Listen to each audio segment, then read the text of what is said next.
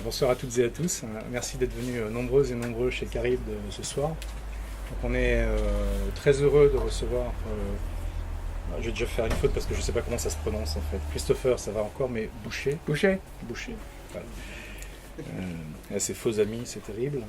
Et donc on est très heureux de le recevoir. On va vous expliquer pourquoi tout à l'heure. On est vraiment très heureux de recevoir Christopher Boucher. On se souvient que à chaque fois en fait qu'on a reçu ici un livre édité par Benoît Viraud, quelle que soit la marque, et donc cette fois sous le nouvel Attila, ça a été un peu une sorte de fête un peu exceptionnelle. Donc il n'y a pas de raison que ce soit pas comme ça ce soir aussi. Donc il y aura des choses qui vont se passer, peut-être de la musique. Et je vais laisser les véritables experts, donc Benoît et Théophile Cerciron, donc le traducteur et je pense que ça a dû être quelque chose d'assez incroyable de traduire ça, présenter en fait Christopher Boucher et comment élever votre Volkswagen, donc qui a un titre tout de suite où on est dans le cœur de la mécanique automobile qui est un peu notre passion. Je présente vite fait Christopher, je l'ai rencontré aujourd'hui pour la première fois. Donc c'est le premier roman de Christopher, qui a étudié son MFA à Syracuse, si je me trompe. Pour être plus proche de George Sanders. Closer to George Sanders. Yes, yes. Et donc c'était un premier roman qui lui a pris 10 ans. Took you 10 years? Took me about 9 years, 10 9 years, years, yes, yes. Qui a commencé sous une forme assez différente et qui s'est un peu étoffé, qui a changé au fur et à mesure. Et qui a été notamment inspiré par son père, qui se trouve assis ici, qui a eu un accident, qui a fait une crise cardiaque, et du coup qui a, par cet accident malencontreux, a donné la base de ce roman, qui est donc l'histoire d'un homme dont le père meurt tué par un arbre infarctus.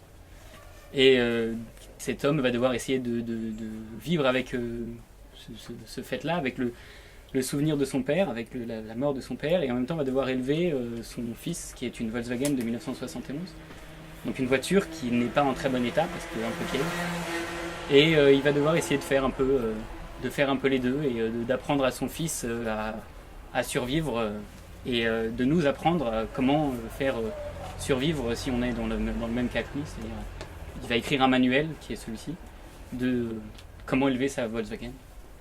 Et donc c'est un roman enfin, pas d'apprentissage, je dirais, mais qui est fait pour qu'on apprenne à élever notre propre Volkswagen et à vivre avec la mort de son père.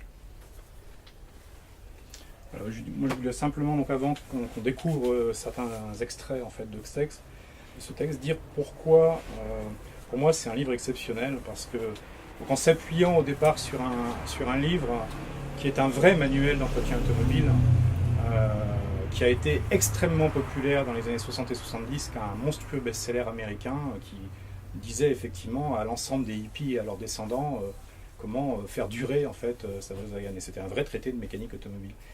Et dont on retrouve tout un tas de choses, et on en parlera tout à l'heure, enfin, qui servent de trame, de fil conducteur. Mais ensuite, comme le disait Théophile, il y a une façon de faire vraiment fusionner un traité d'entretien de mécanique automobile et une histoire d'amour, et d'amour filial, d'amour paternel, d'amour tout court.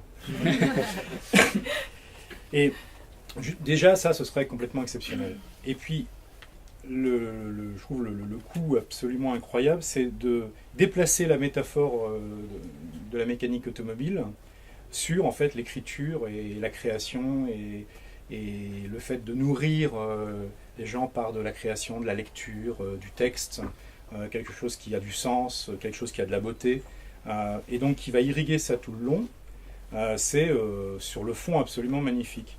Et puis, comme évidemment les trois univers en fait se télescopent en permanence, ça donne des dizaines et des dizaines de scènes, de passages qui sont totalement... Alors le mot on l'a galvaudé 100 000 fois, mais là il n'est pas galvaudé, hein, c'est vraiment surréaliste. C'est-à-dire qu'il y a vraiment les télescopages du carburateur avec un traité d'écriture et une belle poésie sur une table allongée, quoi. Enfin, c'est magnifique. Et donc en revanche, ce texte, on pourrait en discourir pendant des heures. Je pense qu'il y a plein de questions à poser.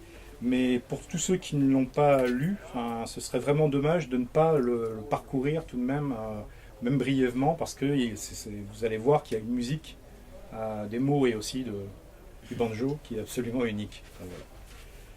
Donc on va peut-être commencer par le début en fait.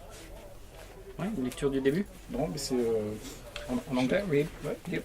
Can I say, I'm sorry I don't speak French, but thank you so much for being here. I'm really honored to be here, and I really appreciate you being here.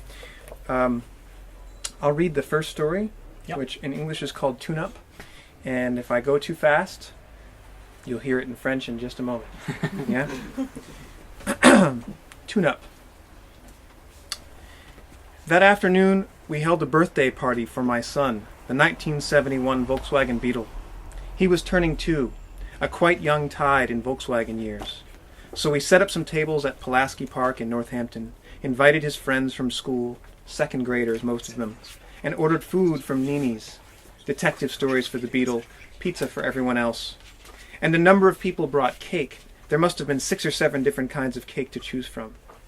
The pizza/stories took longer to arrive than we expected, though, so the kids started playing a game.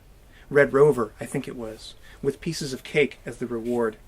And the VW kept winning because of his size. At one point, I looked up from a conversation I was having with another parent, and I saw my son pointing his finger in his friend Ted's face and singing the Queen song, "We Are the Champions." Then the Volkswagen ran over to the picnic table and shoveled half a cake into his mouth. "VW!" I shouted. His face became an operating table. "What?" he said, his mouth full. There was icing all over his face. "How many pieces of cake have you had?" He said something muffled. "What?" I said. "Finish chewing first." He chewed and swallowed, and then said, "It's my birthday." "Still," I said, "take it easy. There are detective stories on the way." The VW made a face. Then he said, "I can't help it if I keep winning." "Remember that you're bigger," I said. "So what? I'm still the freaking champion," he said. Finally, the pizza and stories arrived, and the kids stopped playing so they could eat. The VW wasn't supposed to have pizza, but I could tell that it was making him feel bad not to be able to eat with his friends. It was his birthday after all, so I let him have a few pieces. After the meal, we cleared the picnic tables away, and one of the parents hung an evening-shaped piñata from a tree. All of the kids took turns swinging at it, but none of them could break it. When it came time for the VW's turn, he put on the blindfold, and his friends spun him around. Then they handed him the stick, and he started swinging while everyone shouted directions. "To the left! No, higher!" After a minute or so, the VW abruptly dropped the stick, took off the blindfold, ran over to a patch of tangy, sparkly green grass by the Academy of Music, and vomited. I ran over to help him. The vomit consisted of cake and pizza, of course, but there was also oil in it, and thus images of suffering. I put my hand on the VW's back. "I told you to go easy on that cake, didn't I?" The VW nodded. "I don't think your system's set up to digest pizza," I suggested. Everyone was staring, and the VW looked desperate and embarrassed. He'd gotten sick like this before, at recess in school, at home, on the road, but never in front of so many people. "You okay?" He nodded yes, then doubled over and puked again. The grass was now complete with images of suffering, black, shiny memories and promises, and I couldn't help but study them.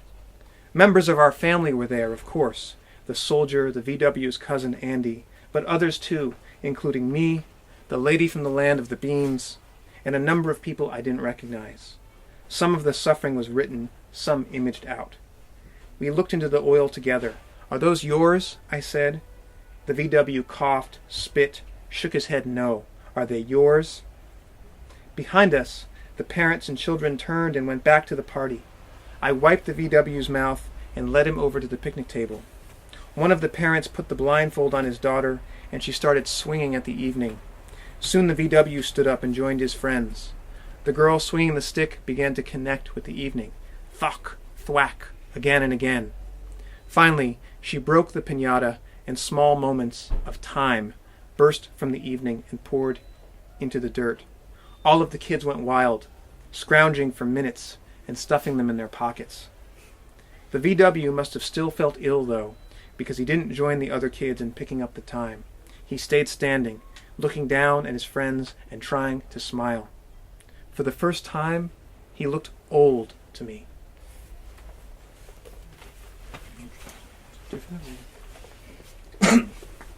Donc ça c'est le tout début du livre et ça s'appelle donc, Comment utiliser ce livre. Et cette première partie s'appelle Réglage. Donc cet après-midi-là, on fêtait l'anniversaire de mon fils, la coccinelle Volkswagen de 1971. Il allait avoir 2 ans, un petit cap à passer en année Volkswagen.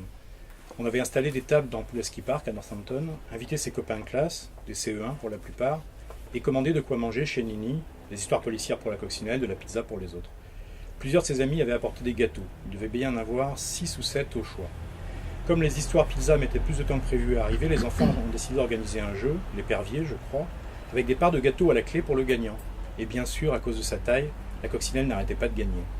En plein milieu d'une conversation avec un autre parent, j'ai relevé la tête et aperçu mon fils qui agitait son index sous le nez de son ami Ted en chantant la chanson de Queen, « We are the champions ». La Volkswagen courut ensuite jusqu'à la table de pique-nique et s'enfourna un demi-gâteau dans la bouche. « VV » criai-je. Son visage se transforma en table d'opération. « Quoi ?» dit-il, la bouche pleine, du sucre glace plein la figure. « T'as mangé combien de parts de gâteau ?»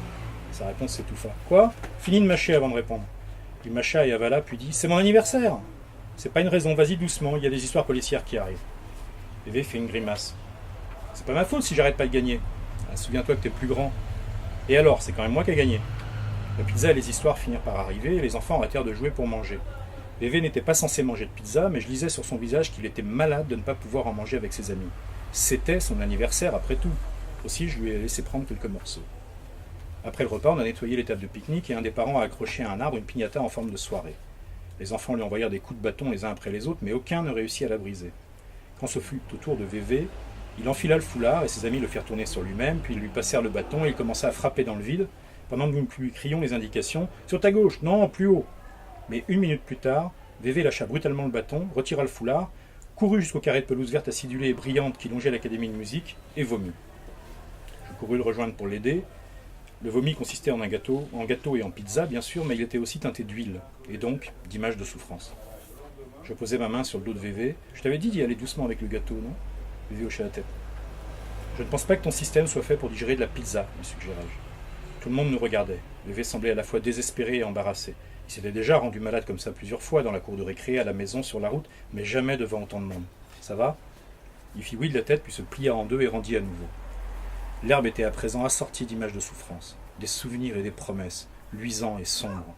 Et je ne pouvais m'empêcher de les examiner. Il y avait là des membres de notre famille, évidemment, le soldat, Andy, le cousin de VV, mais aussi d'autres, dont moi, la dame du pays aux haricots, et plusieurs personnes que je ne reconnaissais pas. Une partie de la souffrance était écrite en mots, le reste en images. Nous regardâmes dans l'huile tous les deux. « Ils sont à toi, dis-je ?» VV toussa, cracha, fit non de la tête. « Ils sont pas plutôt à toi ?» Derrière nous, les parents et les enfants regagnaient la fête. J'essuyai la bouche de VV et l'amenai à une des tables du pique-nique. Un des parents banda les yeux de sa fille, qui essaya de toucher la soirée. Peu après, VV se leva et retourna vers ses amis. La fille avec le bâton réussit enfin à frapper la soirée. Blam, blam, encore et encore. Elle finit par éclater la piñata, et des petits morceaux de temps jaillirent de la soirée pour tomber dans la poussière. Les enfants étaient fous, ils couraient dans tous les sens, récupérant les minutes sur le sol et les fourrant dans leurs poches. VV devait encore avoir mal au cœur parce qu'il ne se mêla pas aux autres enfants. Pour ramasser le temps, il resta debout à regarder ses amis en essayant de sourire. Pour la première fois, il me parut vieux. I like it better in French.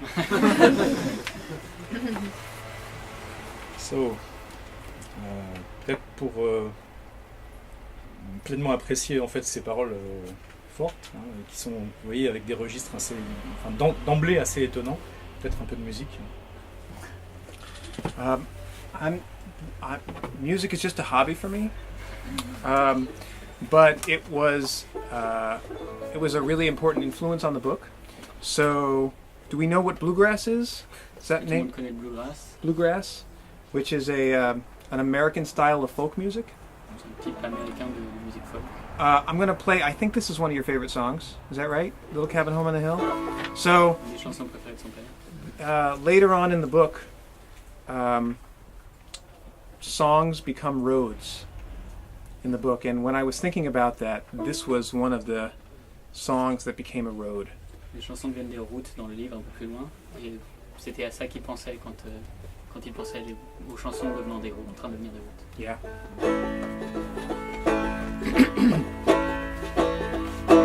Tonight I'm alone without you, my dear, and it seems that I long for you each day. And all I have to do is sit alone and cry in our little cabin home on the hill. Oh, somebody's taken you from me and left me here all alone. I'll listen to the rain beat on our window pane in our little cabin home on the hill.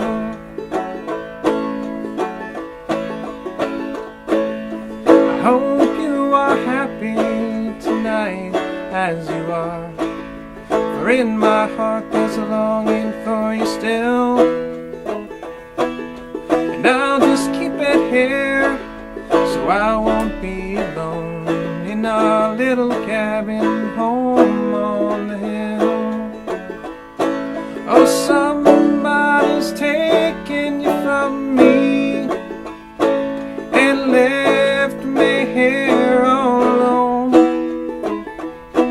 I'll listen to the rain beat on our window pane in our little cabin home on the hill.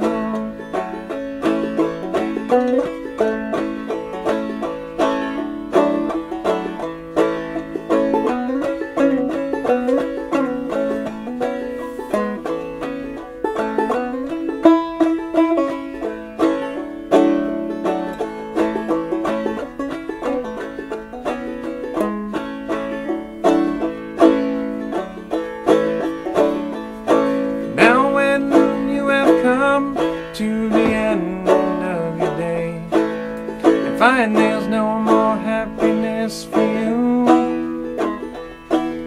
just let your thoughts think back once more, if you will, to our little cabin home on the hill. Oh, somebody's taken you from me and left me here all alone. Oh, listen to the rain beat on the window pane in our little cabin home on the hill. Oh, listen to the rain beat on our window pane in our little cabin home on the hill.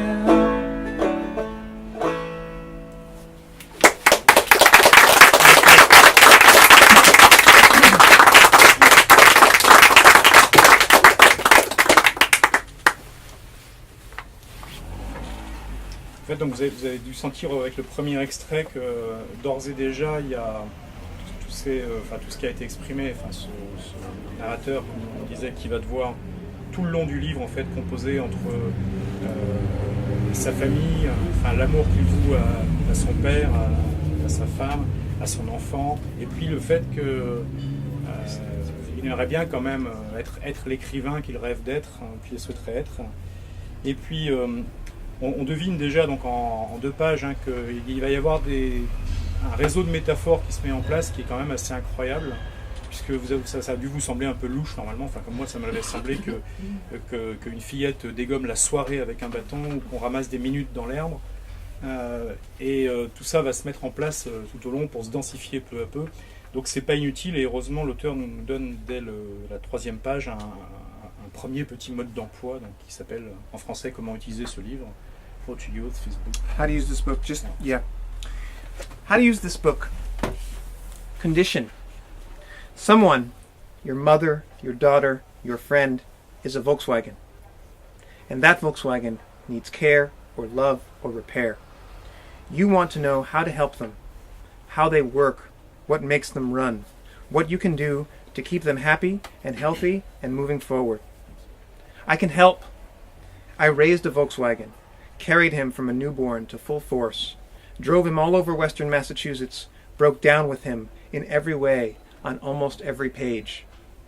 I fought news and nature, told the VW secrets, and then cleared those same secrets from his filters, retrofitted him for sea travel and warfare.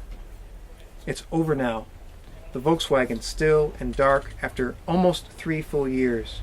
These last instructions overheating and rolling to a stop by the side of the road. But he still lives in a way as well, as he runs by the reading. Plus, his memory moves through these towns. You can catch him at Jake's, having breakfast with his buddies, or parked out behind the Castaway Lounge in Whately, or zuckering along Route 47. He was my son. Donc comment utiliser ce livre? État. Quelqu'un, votre mère, votre fille, votre ami, est une Volkswagen. Une Volkswagen qui a besoin de soins, d'amour ou de réparation.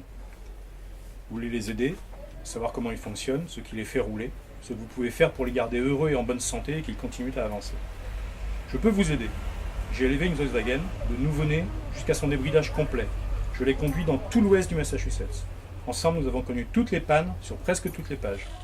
J'ai combattu les nouvelles et la nature, je lui ai raconté des secrets, puis j'ai retiré ces mêmes secrets de ses filtres, je l'ai appareillé pour les voyages en mer et pour la guerre. C'est fini maintenant. La Volkswagen immobile est sombre après presque 3 années, ses ultimes instructions surchauffant et roulant doucement avant de s'arrêter sur le bord de la route. Mais d'une certaine manière, il vit encore, car il marche à la lecture. Et puis son souvenir traîne dans les villes du coin. Vous pouvez l'apercevoir chez Jack, en train de prendre le petit déjeuner avec ses potes, ou garé derrière le Castaway Lounge, à Whately, ou périplant sur la route 47. C'était mon fils. Et ça mérite encore de la musique, ça. So, a little bluegrass here in Paris, right? Yes. Remind me, we're in D, yes? Yes, we're in D. Okay, she's going to lead the way and I'm going to support. Well, it's not exactly true, but let's say that. Can you strum a D chord? Yeah. No, just a chord. Oh, okay.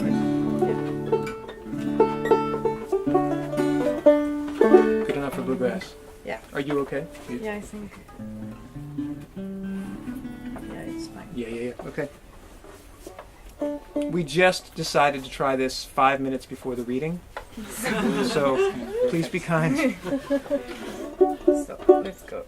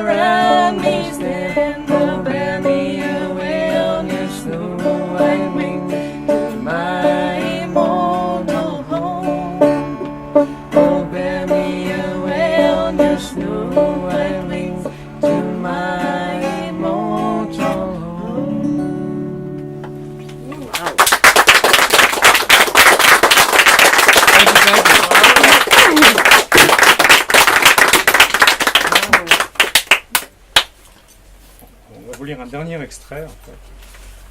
C'est un extrait de 11 pages, mais on a enlevé les 9 pages du milieu, en fait. Parce qu'on a eu, non pas pitié, parce que vous auriez adoré, mais parce que, voilà, après, ça prend du temps. So Yes. that would be the instructions. Take my jacket off. Really get down to it. Need some more wine? How to drive a condition, here we go. Yes? Yeah. Okay. Should I go right into that last paragraph too? The love paragraph? No, Or we'll do that after. Okay. How to drive a Volkswagen. I should say the John Muir book, the original book, has these titles, and so I'm stealing that from him. Le livre original a les mêmes titres et il a repris les titres du livre original de John Muir. Condition. Here we go. Tools and spare parts. At least 2 free Sundays. 1 coil of memory wire. A reading speed meter. Skip awareness. And a peaceful set of pliers. Procedure. As I've said, driving a Beetle is an act of reading. You are seeing a story, the road, and you are responding, narrative pedal, scene clutch, page wheel.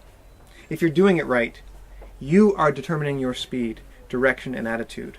Your job is to mind the rules of the road, the signs, and to stay clear as to where you are and where you hope to get to. In some ways, driving the Volkswagen is not so different from driving a veggie car. As always, you're pursuing sound, only more so in the Beetle. The controls in the VW are mostly the same too, save for some dashboard gauges and the pedals at your feet. Most modern-day veggie cars have 8 pedals, but the Volkswagen has 19.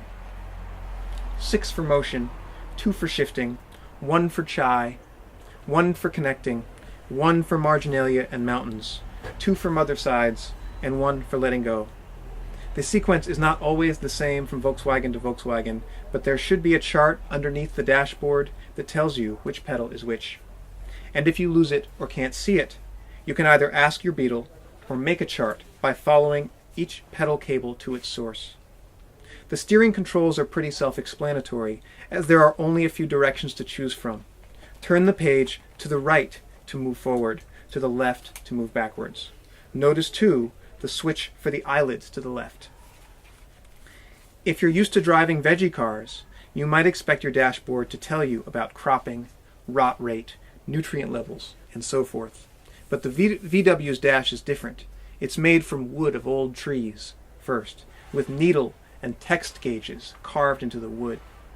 The standard Volkswagen dashboard layout starts at the farmost left of the car with a measurement for read speed, how fast you're moving forward. If you go too slow, you risk stopping altogether or causing an accident with another driver. Going too fast, you risk injury and death. 10,000 people die each year from driving too fast. I've had several accidents, and those experiences have convinced me that we all drive too fast. If we all read as if we were strapped to the front cover of our book, we'd be mindful of other readers and probably save a lot of lives. So I am saying, watch that read speed gauge carefully. Voilà, donc à la page 89 du livre, hein, le lecteur soulagé découvre enfin les instructions en fait, pour conduire une Volkswagen. Donc comment conduire une Volkswagen? Conditions. C'est parti. Outils et pièces détachées, au moins 2 dimanches de livre, une bobine de film mémoire, un compteur de vitesse de lecture, détection de saut de page, une paire de pinces paisibles. Procédure. Comme je l'ai dit, conduire une coccinelle est un acte de lecture. Vous voyez une histoire, la route, et vous réagissez, pédale narrative, embrayage de scène, feuille volant. Si vous vous y prenez bien, c'est vous qui allez déterminer votre vitesse, votre direction et votre attitude. Votre boulot est de faire attention aux règles de circulation, les panneaux, et de bien surveiller où vous êtes et où vous espérez aller. D'une certaine manière, conduire une Volkswagen n'est pas si différent que de conduire une VG bagnole. Comme toujours, vous suivez le son, encore plus avec la coccinelle, c'est vrai. Les commandes de la VV sont d'ailleurs quasiment les mêmes, à part quelques jauges sur le tableau de bord et les pédales à vos pieds. La plupart des VG bagnoles modernes ont 8 pédales. Mais la Volkswagen en a 19. 6 pour le mouvement, 2 pour les changements de vitesse, 1 pour le T, 1 pour connecter, 1 pour les notes marginales et les montagnes, 2 pour les côtés mer et 1 pour lâcher prise. L'enchaînement n'est pas toujours le même pour chaque Volkswagen, mais il devrait y avoir un schéma sous le tableau de bord expliquant quelle pédale sert à quoi. Et si vous le perdez ou si vous ne le trouvez pas, vous pouvez soit demander à votre coccinelle, soit faire vous-même un schéma en remontant chaque câble de pédale à sa source. Les commandes de direction sont assez évidentes car il n'y a qu'un choix réduit de direction. Tournez la page de droite pour avancer, celle de gauche pour reculer. Vous remarquerez aussi l'indicateur des yeux de signalisation sur la gauche. Si vous êtes habitué à conduire des VG bagnoles, vous vous attendez sûrement à ce que le tableau de bord vous parle de culture, de taux de pourriture, de niveau nutritif, etc. Mais le tableau de la VV est différent. Il est fait du bois de vieux arbres, dans lequel sont ensuite gravées les jauges à aiguilles et celles à texte. L'agencement du tableau de bord Volkswagen standard commence à gauche toute de la voiture par une mesure de la vitesse lecture, VL, la vitesse à laquelle vous avancez. Si vous allez trop lentement, vous risquez de vous arrêter complètement ou de causer un accident, mais en allant trop vite, vous risquez blessures et morts. 10 000 personnes meurent chaque année parce qu'elles ont conduit trop vite.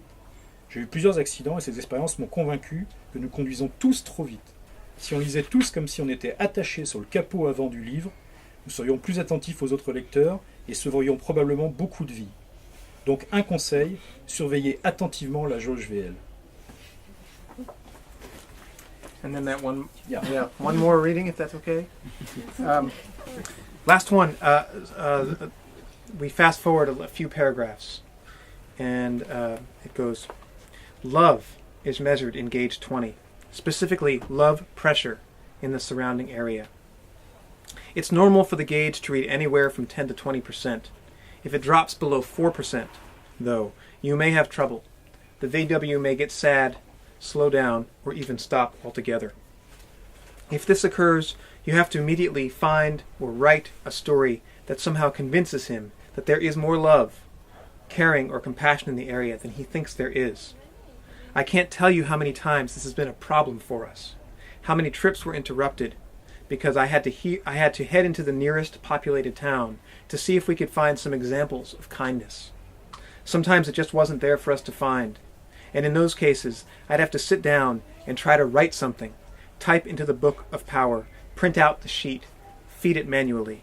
I don't think that approach ever actually yielded more love pressure, but I just couldn't think of anything else to do. Voilà, donc après soigneuse concertation, on a fait le choix de ne pas vous lire les 19 premières jauges et d'attaquer directement sur la jauge 20. Donc l'amour se mesure sur la jauge 20. Plus exactement, la pression d'amour, PA, dans les alentours. Il est normal que la jauge indique un résultat entre 10 et 20%. Mais si elle descend en dessous de 4%, alors vous avez peut-être un problème. La VV peut devenir triste, ralentir ou même s'arrêter complètement. Si ça arrive, il vous faut immédiatement trouver, écrire une histoire capable de le convaincre qu'il reste plus d'amour, d'attention ou de compassion dans les alentours qu'il ne le pense. Je ne peux pas dire le nombre de fois où nous avons eu ce problème. Combien de trajets ont été interrompus parce que j'ai dû me diriger vers la ville la plus proche pour voir si je ne pouvais pas trouver quelques exemples de gentillesse. Parfois il n'y avait rien à sortir et alors je devais m'asseoir et essayer d'écrire quelque chose. Taper dans le livre de propulsion, imprimer la feuille, la charger manuellement. Je ne crois pas que cette approche ait déjà réellement augmenté la PA, mais je ne voyais tout simplement pas quoi faire d'autre. Donc voilà, j'espère que ces 3 extraits et demi en fait vous donnent, pour ceux qui n'avaient pas encore lu le livre, une sensation en fait de ce qu'il peut y avoir dans ce livre, enfin assez extraordinaire, donc très surprenant. Je crois que je n'en avais jamais lu comme ça. Donc ça doit normalement appeler tout un tas de questions, donc vous en avez sûrement, parce qu'il y a quelques personnes qui ont lu ici. Moi j'en ai quelques-unes aussi. Maintenant, vous avez filtrera les questions au fur et à mesure. Alors, il y a une première chose moi, qui m'avait frappé, c'est que, bon, alors, là qu'il faut le dire, mais je crois que ça a déjà été dit plein de fois, vous avez même fait une mise en garde, mais il faut peut-être le dire au lecteur, parce que quand on lit tout de suite ce livre, on croit en fait que le père de l'auteur est mort. Et donc c'est vraiment particulièrement sympathique d'avoir amené votre père ce soir, pour qu'on ne fasse pas de tragique méprise et qu'on soit moins triste en fait, parce que sinon c'est tellement bien raconté que ça rend triste. You're saying that sometimes for people who read the book, it gives the impression, even though you kind of said it along a bit further down in the book, that the father of the character is actually dead. So it's kind of nice that you brought your own father here. Turns so out, we can well, witness that he's proof, well right. alive. Yes. Yeah. I'll answer. Yeah. Sure. So I had written. I had the good fortune of reading Richard Brautigan. Do we know Richard Brautigan, Trout Fishing in America? Il a la chance de lire Richard Brautigan. Yeah, and I read that book and fell in love with his sense of play and his sense of his sense of playfulness and experimentation that I found so accessible and so charming. Il est tombé amoureux de son sens du jeu et de l'expérimentation qu'il a trouvé vraiment So I très wrote engageant. these vignettes. I wrote for about 3 years, and I had no story after 3 years of writing. Il a écrit des espèces de vignettes. For sale. Et après 3 ans, il avait toujours pas une idée de là où son histoire allait. I'm gonna buy all these. Oh wow! So I wrote for 3 years, and I didn't have a story. And then my dad suffered a heart attack, and in the wake of that, even though I write surrealism, I've always tried to write about what's true. Donc pendant 3 ans, il avait pas vraiment de concept de son histoire, de là où il allait. Et ensuite, son père a eu une crise cardiaque. Et à la suite de ça, il ne savait plus vraiment ce qui était vrai. So that became the root of the story. You know, in the months afterwards, when my father was recovered, that's what we were all going through as a family, and so that became the root, or the sort of the hinge of the story was that event. But then from there, my imagination took over, and I tried to just follow it. Okay. Yeah. Donc cette histoire, cet événement est devenu la base de son histoire, le noyau à partir duquel a émergé son histoire, et la façon avec laquelle sa famille avait vécu cet événement, la crise cardiaque de son père. Et ensuite, l'histoire a émergé de ça. Une question qui est liée à la manière dont vous utilisez plusieurs champs différents de métaphores. C'est l'impression de la lecture, c'est qu'au départ on a effectivement le socle de la mécanique automobile. He was taken by the fact that you use several different ranges of metaphors, and so one is the workings of a car, mechanic. Mais ensuite, donc, le sentiment qu'on reçoit, c'est qu'il y a une métaphore musicale en fait qui pénètre tout le long et qui accompagne celle de la mécanique automobile. And then there's a musical one that penetrates the whole book and that just like carries it around, carries the more mechanical one. Puis celle de l'écriture, de la création littéraire, qui vient se superposer, enfin ou se mettre dans les interstices. And then there is the one about writing, being a writer. And that comes along as well and just fills the holes that are left by the other ones, the other metaphors. Mais je trouvais qu'il y en avait une dernière qui était peut-être plus discrète et plus rare, mais qui était très forte sur le sens, en tout cas, que ce livre avait pour moi, qui est économique et politique, avec notamment le rôle du temps et de l'argent, en fait, et du temps comme argent, qu'on sentait évidemment quand on ramasse des minutes sur la pelouse. Mais et donc, then there was another one that for him was Doing a great job. Yeah, so trying to remember all of it. that seemed really important to him in his reading of the book. It was that the one that was maybe more material, about maybe a bit more political, about money and time, about how money turns into time, time is money. Yeah. And how it was important in the book. Et la question au fond, c'était avec des champs de métaphores aussi distincts, aussi forts, parce qu'ils sont tous très forts. Comment vous y êtes pris pour arriver à faire le tissage et puis surtout à maintenir la cohérence des métaphores jusqu'au bout, parce qu'il n'y a pas un moment où ça se met à trembler, quoi, ou à plus être cohérent. Et ça, je trouve ça très impressionnant, et je suis très curieux de savoir le type de travail que ça a demandé. So his question is regarding all the range of those metaphors and the strength that they have and the largeness of them. Like, how did you manage to keep them going, to not make them falter, and to keep them alive during the whole book, and to make them still believable during the entire book, and what kind of works brought you to that? I'm glad that was your impression. I had put so much time into the book, maybe 6 or 7 years when I really found the plot, that I had some rules for myself. And some of them were, that I wanted the book to I wanted it to remind me what it was like to be alive at this time. And so I felt if I had these ideas and I felt strongly about them, I wanted to find a way to keep them all going. So I had charts, and I had, streamlined pathways where I would say, okay, how do these connect, and how do these connect? And I would write and write and write until I felt like they were organic. And I still worried for a long time that I was doing too much. But it was a faith that these things were important to me. They felt like they were emotionally centered.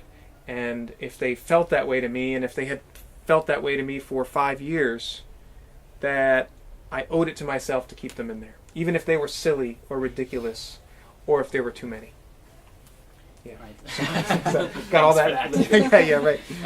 Bon, en gros, hein, pour lui, l'important c'était de véhiculer l'impression que lui, enfin les émotions qu'il avait, qui représentaient ce qu'était être en vie, enfin ce que c'était que vivre et être en vie. Et du coup, il a dessiné des graphiques énormes où il a suivi chaque émotion, qu'il avait envie de mettre à l'intérieur. Et si ces émotions-là sonnaient toujours juste, continuaient à sonner juste au fur et à mesure où il les écrivait, et ben il se disait il fallait que je les garde à l'intérieur, peu importe si jamais elles pouvaient peut-être paraître fausses ou paraître un peu trop tarées. Et voilà, il sentait par rapport à lui-même, il se sentait obligé pour être honnête, de les mettre à l'intérieur. Moi j'ai trouvé, je comprends mieux en fait avec cette réponse, parce que je trouve une des forces immenses de ce livre, c'est que justement ces métaphores elles sont très très fortes et elles résonnent, hein, je pense, pour le lecteur, mais dans d'autres types de livres, utiliser ces registres avec un côté un peu gratuit et foisonnant, sans la cohérence monstrueuse en fait que ça a tout le long, ça prend un côté un peu gratuit. C'est pas où on pouvait dire ça, on pouvait dire autre chose. Alors que moi, c'est le sentiment que j'ai eu, c'est qu'à aucun moment il y a de gratuité. C'est-à-dire que chaque métaphore, elle est pesée au millimètre, et puis elle tient la route et l'histoire, parce que c'est la même chose tout le long. Yeah, he's saying that you understand better from your answer that why it is like that, and because very often when there is that kind of use of metaphors in such a vast range, it can easily seem a bit easy. Yes. A bit of a play and a bit of a game, but not here. And here it never really seemed always like very coherent and put together, and it seemed like it all made sense in what you were explaining and what was happening in the book. Thank you. In graduate school, I came across a quote. I think it was from Kurt Vonnegut about if he was worried that a reader was losing interest or losing faith, that he would sometimes destabilize the text to call readers back to themselves. Quand il étudiait, I'm just going to translate so I don't. Sorry, yes. Can try to remember. Yeah. Quand il étudiait, il est tombé sur une citation de Kurt Vonnegut. Il pense que c'est Kurt Vonnegut, du moins, qui dit que quand il sentait que peut-être le lecteur allait être perdu ou allait commencer à plus croire au texte, qu'il sentait un besoin de déstabiliser le texte, de retourner le texte. So I thought that I wanted to try. Every sentence had to sound right to me. It had to have a sound that I accepted, and that I would fight for. I would fight for with an editor, and I would fight for, if I was reading, that I wouldn't be embarrassed because it was silly or if it was surreal, that it struck the right chord, and that I think that for me kept everything together. Yeah. Pour lui, il fallait que chaque phrase sonne juste et que il ait envie de se battre pour chaque phrase auprès d'un éditeur ou auprès de quelqu'un d'autre, mais qu'il ait envie de défendre vraiment chaque phrase, et qu'il fallait que chaque phrase soit juste et sonne juste, soit sur la bonne portée, et c'était ça qu'il cherchait, et c'est ça qui a fait que du coup il a réussi à mettre toutes ces métaphores dedans, c'est parce qu'elles sonnaient toutes juste pour lui. Oui, il y a autre chose qui a ajouté à l'étrangeté du texte, qui est peut-être un peu anecdotique, mais qui m'a plein de fois un peu surprise, c'est que donc le fils du narrateur est une Volkswagen, donc qui est un mot féminin. Et donc à plein de moments, on passe du masculin au féminin.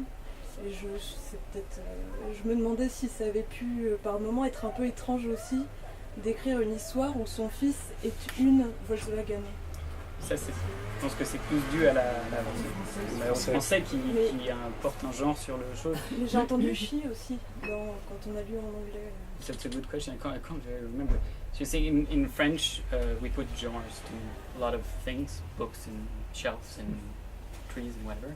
So everything is a she or he, not so much in English. But and so was it? But because she said she heard, I can't really remember if it is a son, but sometimes it is a she because it is a car, and so. Well, was it something? Was it a fixed genre or a genre? It was a fixed genre, but a lot of things I was comfortable with that complexity. You know, I was. There's a lot of this part. There's a lot of parts of this book that don't make sense. You know, the logic will go this way, and crash in the middle. And at a certain point, I think that's exciting and that's interesting. You know, as long as it doesn't make the reader say, "What have I done? You know, why did I just read the last 100 pages?" I think that confusion is what I love about Kafka. Not to compare myself to Kafka, but you know, but that notion of where logic breaks and the way that it makes us feel alive, even with gender sometimes. That surprise is a very valuable part of the dynamic for me. Yeah. Donc c'était quelque chose qui l'a jamais dérangé vraiment, le fait qu'il puisse y avoir un manque de logique ou des sauts comme celui-là, parce que pour lui c'était au contraire quelque chose qu'il aimait beaucoup, qu'il appréciait énormément dans l'écriture, c'est le fait que parfois que deux logiques puissent aller l'une contre l'autre et que ça n'ait plus de sens d'un coup, que tout perde son sens et qu'on reparte presque à zéro à chaque fois. Et pour lui c'était un peu la beauté de pouvoir écrire quelque chose comme ça. Et moi j'ai une question, c'est au début c'était vraiment juste des vignettes avec des métaphores et ensuite parce que au début vous aviez vraiment apparemment un texte qui n'avait pas de structure, et donc c'était quoi exactement le tout début? At the beginning she's asking if so at the beginning it was vignettes with metaphors, but it was not a whole. So what was it really at the beginning? What did it look like? Some of the stories are almost the same, but they were the short stories, you know. So there's a story about a broken condom. You know, that existed almost as is right from the first draft. But the linkage was the stuff that came later. Yeah. Certaines histoires existaient déjà telles quelles, certains passages du livre existaient déjà tels quels dans les premières versions. Par exemple, il prend l'exemple de celle du préservatif qui se casse, qui existait déjà tel quel dans ses premiers jets. Et ensuite, c'est surtout le lien entre les histoires qui a été rajouté après, mais il avait énormément de toutes ces histoires presque déjà prêtes. Probably a stupid question from somebody who didn't read the book yet. No stupid questions. Okay. What is a veggie car? What is a veggie car? Yes. That's not a stupid question. By knowing the name Veggie Car, you probably know as much as I do. I mean, you know. Okay. So it was my imagination was that it was something. It was a car that was grown. You know, they grow them in fields, and in the book, you drive a veggie car until it rots, until it goes bad, and then you leave it behind, and it's blah, you know, and you get another veggie car. So. So that's what it is. Yeah, a vegetable car. Okay. Right. Not a car that runs on vegetable oil. Which Actually, I was just thinking about a car carrying vegetables, but I guess I lack a little bit in it. a big veggie car could carry small vegetables.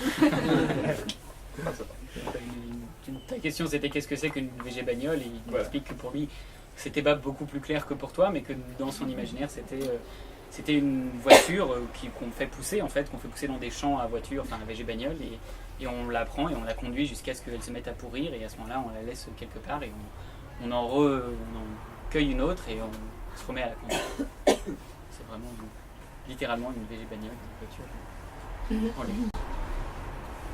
J'avais une question géographique en fait, parce que dans ce pays qui est tellement nourri par ces métaphores qu'il est totalement irréel et onirique tout en étant extrêmement cohérent, comme on l'a évoqué, il y a un tas d'endroits réels du Massachusetts en fait, qui apparaissent. Et ce qui me frappait, c'est qu'il y a des endroits, alors que c'est pas un livre, malgré cette présence des métaphores, c'est pas un livre fantastique, c'est parce qu'il y a une cohérence interne extrêmement forte. Et pourtant, il y a des endroits dont on sent à la narration que c'est des endroits heureux, alors que d'autres sont des endroits maléfiques. Je pense notamment à une certaine autoroute. Et donc, ma question c'était, est-ce que ça c'est de la reconstruction ou est-ce que ça correspond à une expérience particulière du Massachusetts où il y a vraiment des endroits atroces et des endroits sympathiques? There are a lot of places in the book. Some of them are real, some of them are not real. But from the ones that sound real or are real, some of them have good sides, some of them have bad sides. Some of them sound like good places, some others sound like bad places.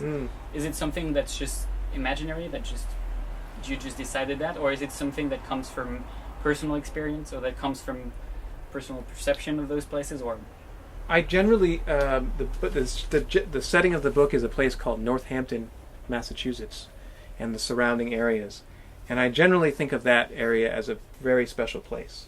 You know, it's almost my father is a landlord, a real estate.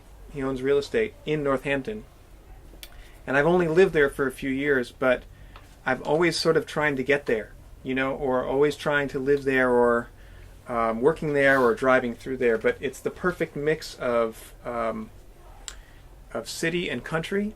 You know, there are country roads and mountains in the distance, and the Berkshires in Massachusetts you might have heard of are not far away, and yet there are bookstores, and so it was a real place of adventure for me.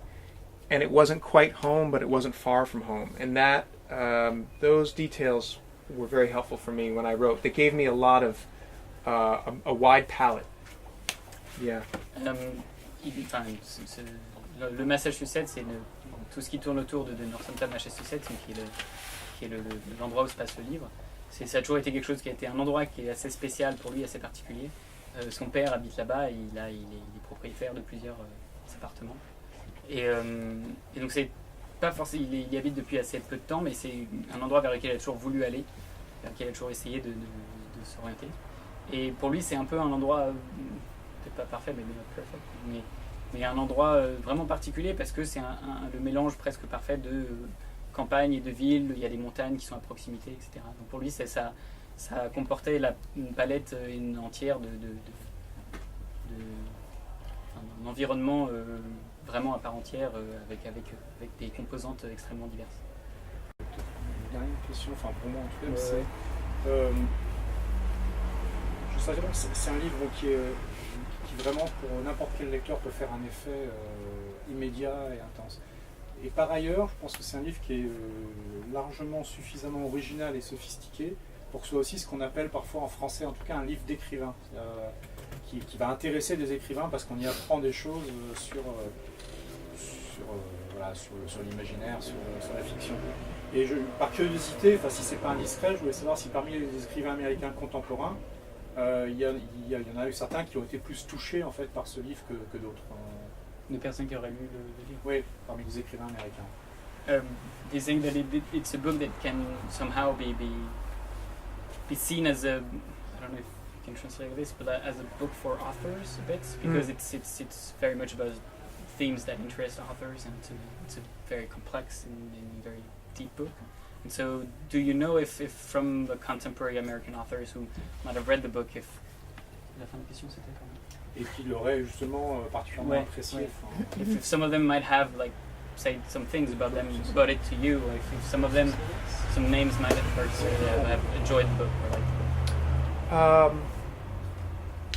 Yeah, a few writers who I was friends with before I was published. The writing community in general is very friendly, and were nice enough to read the book. And and a lot of the book came from. It was written during my graduate studies, and so it was it was workshopped, which is a common practice in America where you trade your work with other writers, and there are writing communities. So my rule when I was writing it was, if I had a writing anxiety, it had to go in the book, right? So if I thought something was a boring story, well, then the Volkswagen can't run on boring stories, and so I workshopped that along the way. So a lot of my friends who were up-and-coming writers, or who were established writers that were friends, saw it in process. And I almost consider it part of a secret dialogue with other writers, because the issues of craft were so prevalent. Yeah. Sorry, I'm really... No, it's okay, it's okay. I think of it. Also, I'm just kidding. Déjà, les ateliers d'écriture, c'est quelque chose qui est assez courant aux États-Unis. Et donc, parmi ses amis qui étaient soit des... avant qu'il publie son premier roman, parmi ses amis qui étaient soit des écrivains en devenir, soit des écrivains déjà établis avec qui il avait des liens, ils échangeaient, donc dans ces ateliers d'écriture, ils échangeaient un peu leurs textes. Et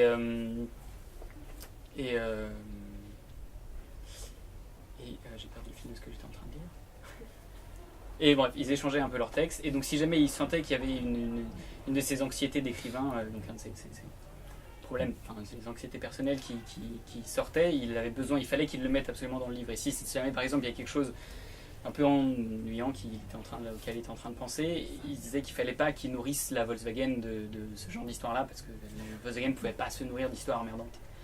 Et donc pour lui, c'était plus il y a eu un espèce de, ce qu'il appelle un espèce de dialogue secret, de dialogue entre lui et ses amis auteurs en devenir établis, notamment sur ces thèmes-là, parce que c'était une discussion qui s'est fait beaucoup sur le fait d'écrire, sur l'art d'écrire. Moi j'ai une question musicale. Est-ce que le banjo joue un rôle important dans la littérature américaine? Musical. Does the banjo plays an important role or part in the American literature? Does it have some sort of a place? It should, but it doesn't. I say that completely. Everybody laughed. I mean it. No. I have to go right now. No, the banjo is popular, but it's, everybody knows what the banjo is, but it's seen as a oversimplified cliche, and slowly but surely that's changing.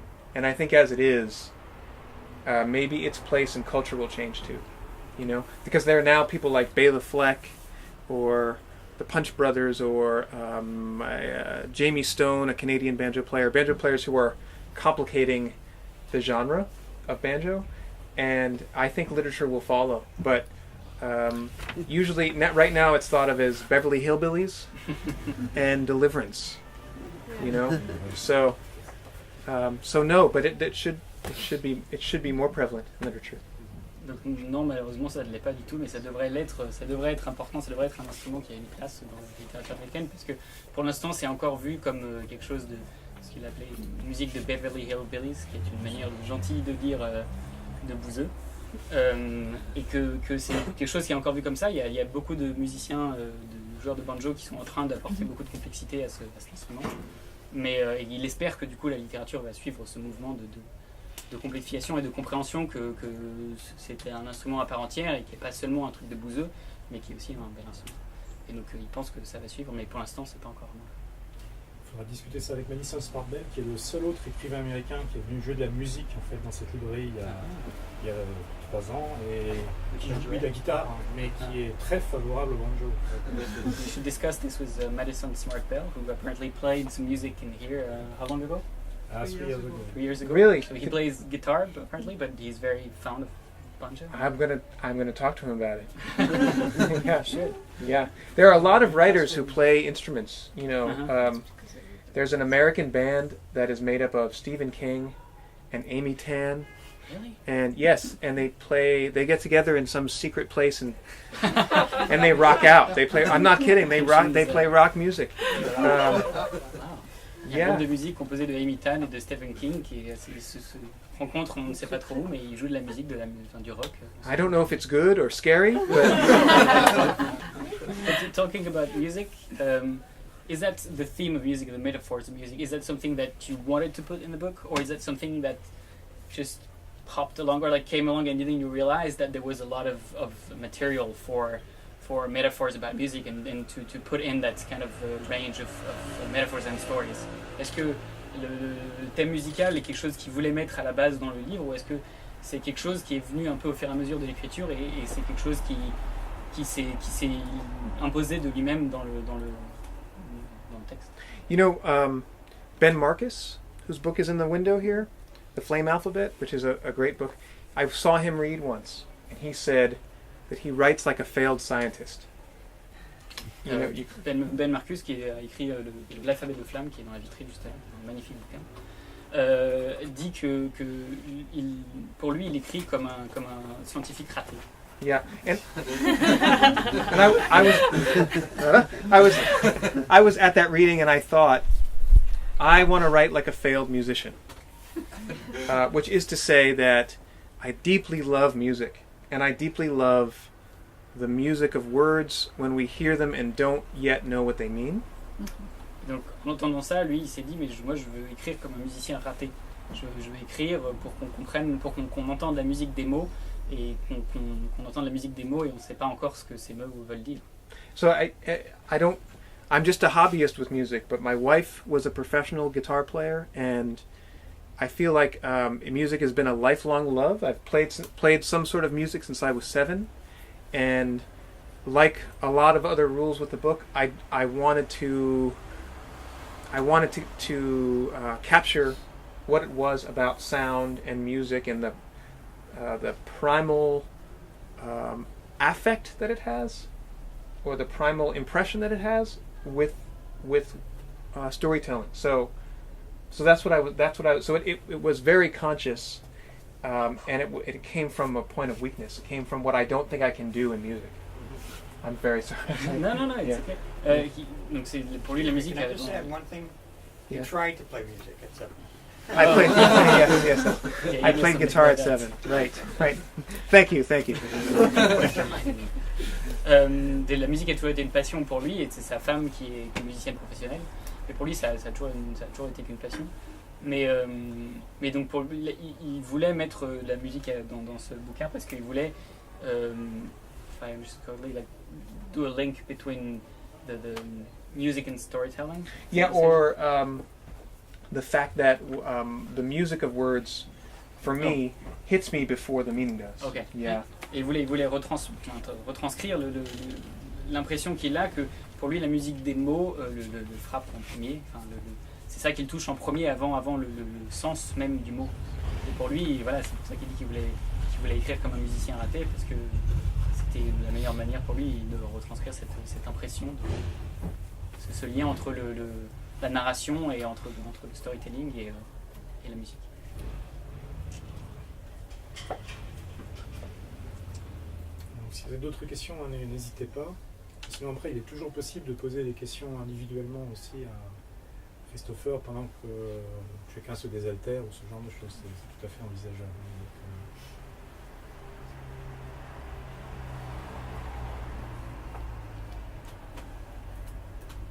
S'il n'y a pas d'autres questions, on va passer en fait à... Dans le garage. Voilà, exactement. Donc vraiment, merci beaucoup. Et...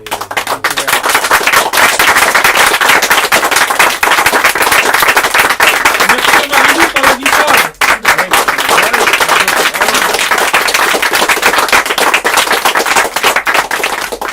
Can I just take the quick opportunity? Thank you for your patience and for being here. But I really want to thank Theo and Benoit and everybody for the opportunity to be here. It's one of the greatest experiences of my life. I hope to come back.